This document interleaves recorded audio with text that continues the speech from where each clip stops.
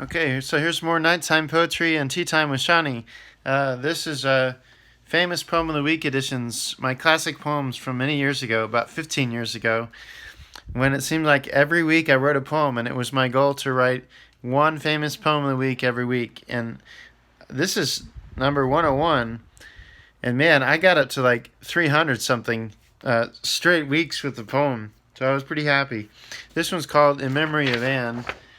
So it's about a writer or somebody, but it's also about a poet, or I just can't remember the writer's name. I know the name's Anne. I just can't remember the last name. When I wrote it, it was written on September 8th of 2006 and completed on October 6th of 2006. It was the famous poem of the week, number 101 for Thursday, October 9th, 2006. So this one's a little longer. So there we go. You are the teller of stories, simple and joyous, others largely full of sorrow and pain. Horrifying in scope, the outcome, always full of either elation and blessed peace, or torn with anger and chaos. I am the reader of your complex, difficult poems.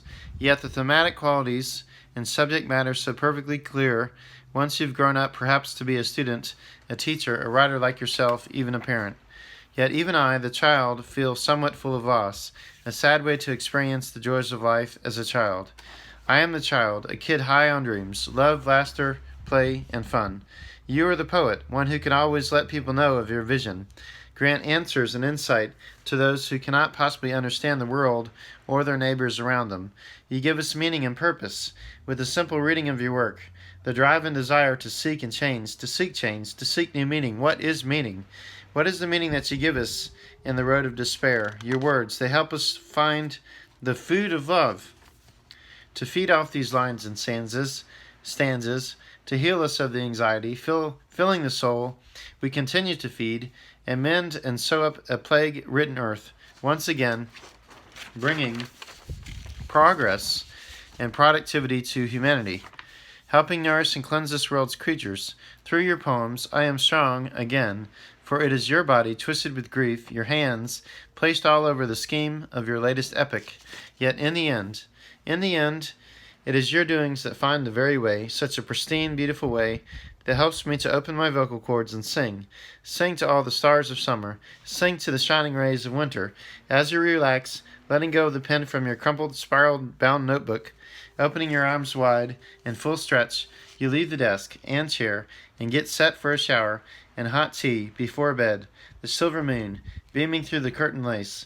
You peek towards the sky, admiring a full moon, laced with peaks and valleys, the Swiss cheese craters from our stellar neighbor, eager to sleep and dream, only to dream of words and visions, a poem for another day.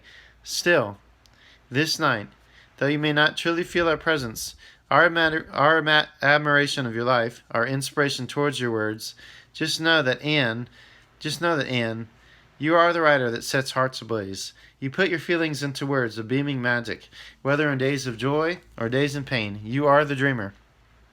And we, the readers, we reach toward the starry skies, pulling a poem down to dwell on, dreaming right along with you.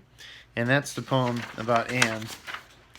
And, yeah, so the title is In Memory of Anne. So it's about a person that must have passed away, somebody that died. And I wrote it in 2006.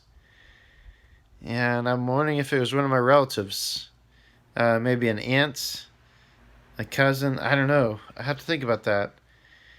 I haven't really seen this poem in a long time. But I'll try to read this just for her. Good night.